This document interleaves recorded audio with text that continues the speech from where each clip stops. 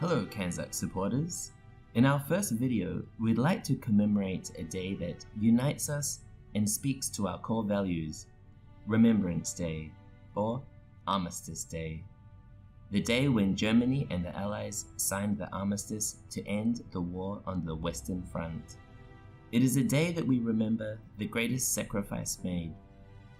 For supporters of Kanzak, it is a time to reflect on what we are able to achieve together. Not war, but the courage to stand against the enemy and for the common good. We'd like for you to share stories about those who served from where you live in the comments below. For those who share their stories, we will choose some that are upvoted and some that we like, and post out these commemorative coins and stamps you see here.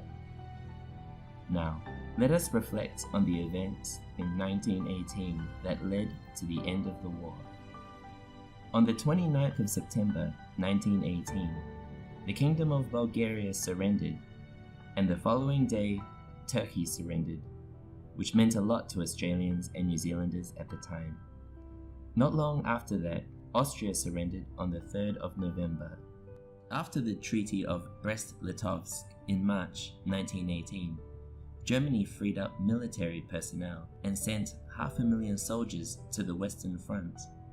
General Ludendorff planned Germany's last effort of the Spring Offensive to split the British and French armies, and it almost did if it weren't for the British and Australian defense at Amiens to hold the line.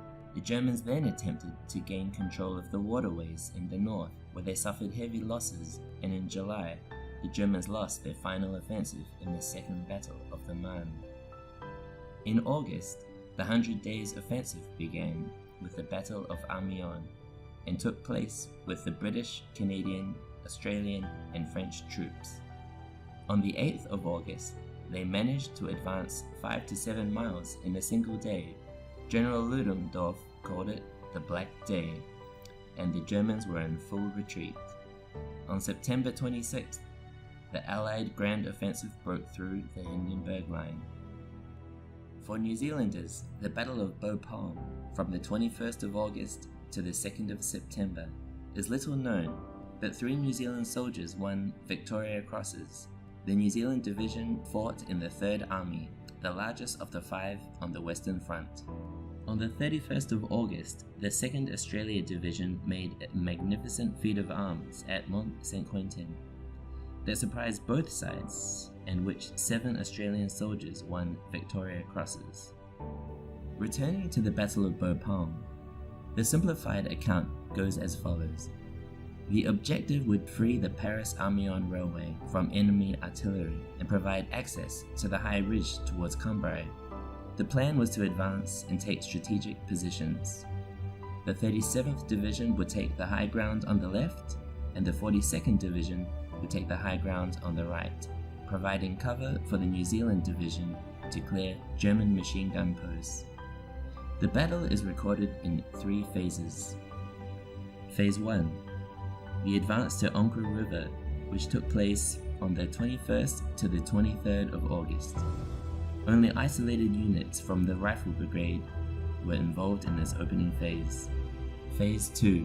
Bapaume was enveloped on both flanks. Fighting was heavy and casualties were high. The attack began on the 24th, and the ruined town of Bapaume was taken on the 29th. 3 Victoria Crosses were awarded from this battle, and 1 sergeant, Reginald Judson, received one for his actions on the 26th of August. In clearing out a German trench, he approached a dozen soldiers and asked them to surrender, to which they responded by opening fire. Reg threw a hand grenade and jumped into their trench. This killed 2 soldiers and the rest retreated. Phase 3. The advance on the towns of Riencourt, Bancourt, and Frémicourt, which allowed for the capture of the high ground. On August 31, the New Zealand Division faced their first ever counter-attack, which was led by infantry supported by tanks, but they maintained their position. As mentioned at the beginning of the video, the bulk of the Central Powers collapsed and called for an armistice as the Allied powers were advancing towards Germany. Ludendorff informed the Kaiser that Germany must request an armistice. The Central Powers suffered continuous defeats and asked the US for armistice, presumably from Woodrow Wilson's generous outline in his 14 points. It was then signed on the 11th hour of the 11th day of the 11th month in General Foch's train carriage in Compiegne. We remember all those who served and those who still lie in the fields of Flanders. Finally, I leave you with a poem written by Canadian soldier John McCrae.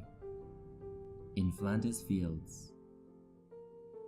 In Flanders fields, the poppies blow between the crosses, row on row, that mark our place, and in the sky, the larks, still bravely singing, fly, scarce heard amid the guns below. We are the dead, short days ago. We lived, felt dawn, saw sunset glow, loved and were loved, and now we lie in Flanders fields. Take up our quarrel with the foe, to you from failing hands we throw. The torch be yours to hold it high. If ye break faith with us who die, we shall not sleep, though poppies grow in Flanders fields.